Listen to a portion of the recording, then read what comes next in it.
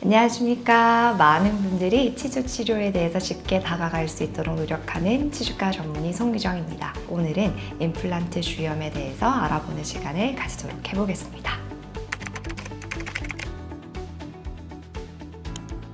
네, 어렵습니다. 임플란트는 자연 치아와 달리 치유 능력도 많이 떨어지고 치유하는 데 걸리는 시간도 더 오래 걸립니다. 또한 자연 치아는 표면이 매끈한 데 비해서 임플란트는 나사선이 존재하게 됩니다.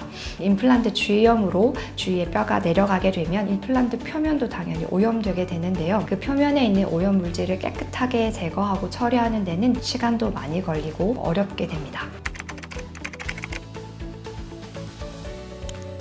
네, 잘 생깁니다. 자연 치아의 경우에는 뼈와 연결되어 있는 방식이 치주인대라는 구조물을 4개로 연결되어 있습니다. 이때 치주인대는 세균이 안으로 침투되는 것을 막아주고 감염이 아래로 진행되는 것을 막아주는 역할을 하게 됩니다. 하지만 임플란트는 이러한 치주인대 없이 뼈와 바로 결합되어 있는 형식이기 때문에 세균의 침투도 잘 되고 한번 감염이 일어나게 되면 더 빨리 진행되게 됩니다. 또한 임플란트는 신경이 없어서 많이 불편하지 않는 이상 잘 느끼지 못하게 됩니다. 그래서 불편감을 느끼셔서 치과로 오게 되면 이미 진행이 많이 된 상태로 오시기 때문에 더 빨리 진행되는 것 같습니다.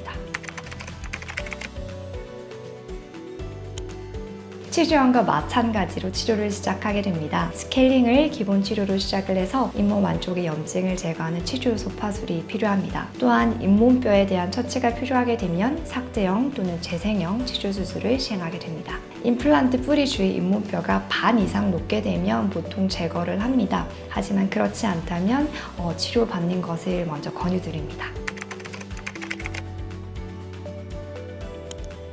보통 잇몸뼈가 임플란트 주위의 반 이하로 녹게 되면 치료를 권유드리게 됩니다. 다만 주위의 구강 환경과 환자분들의 구강 관리 능력 그리고 전신질환 유무에 따라서 조금씩 달라지게 됩니다. 임플란트가 유지되기 어려워서 제거를 하게 되면 다시 임플란트를 심는 방법이 있게 되는데요. 이 같은 경우에는 이미 잇몸뼈가 많이 녹아서 없어진 경우이기 때문에 골 이식 또한 많이 이루어져야 되고 남아있는 잇몸뼈도 적기 때문에 임플란트를 식립하는 것이 조금 어렵게 됩니다. 대신에 다른 걸로 생각해 볼 수 있는 보철물은 브릿지 또는 틀니가 있습니다. 다만 브릿지와 같은 경우에는 양쪽에 치아가 있어야지 할 수 있는 보철물이 되고요. 틀니 같은 경우에도 양측성으로 같이 치아가 없을 때만 할 수 있고 잇몸을 많이 덮기 때문에 불편하시게 됩니다. 염증으로 인해서 잇몸이 많이 부어있는 상태라면 치주 소파술로 안쪽의 염증을 깨끗하게 긁어내게 되면 가라앉아서 잇몸이 내려갔다고 생각하시는 분들이 많습니다. 하지만 저는 치주 소파술로 인해서 이제 원래 잇몸 모양을 되찾는 거라고 설명을 드리는데요. 부어있는 상태로 계속 유지하게 된다면 안쪽에 잇몸뼈가 많이 녹게 되고 더 악화되기 때문에 빨리 안쪽을 긁어내서 원래 잇몸 상태를 되찾으시는 것을 추천드립니다.